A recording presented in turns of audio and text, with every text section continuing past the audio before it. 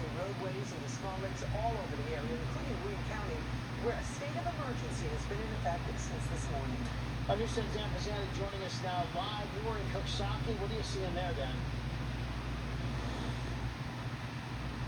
Yeah, Lady John, the scene behind me is something that we've seen all over the area today. Water finding its way onto roadways. This is an overflow of the Coxsackie Creek. And as I mentioned, it's been a theme throughout the day here in Greene County. We've seen more flooding and flooding in areas that we haven't ever seen flooding right now.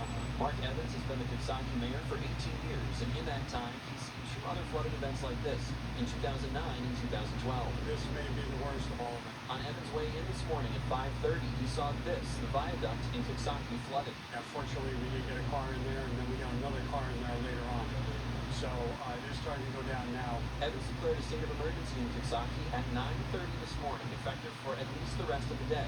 An official from the Coxsackie Fire Department told News 10 they received 47 calls between 7 and 11 a.m. this morning, and the department has only been able to respond to some calls. We're focused on anybody that needs rescue or assistance getting out of their structure.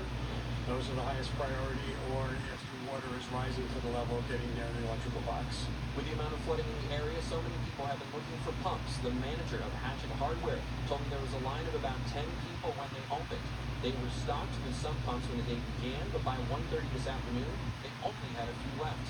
Some of the water has been going to the Hudson River. Andre Flack is a property manager for the Newberry Hotel, where a landslide took out some trees near the property. It's a big washout right here, as you can see. Some trees down.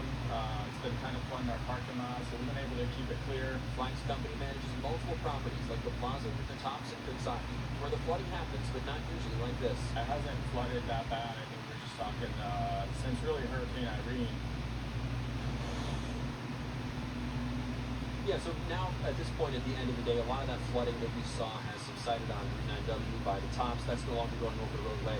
The viaduct is no longer flooded. And this scene behind me, as I mentioned, it was worse before. It is starting to subside a little bit, but as Mayor Evans mentioned, he is going to keep his eye on the radar for that state of emergency that is still in effect until the end of the day.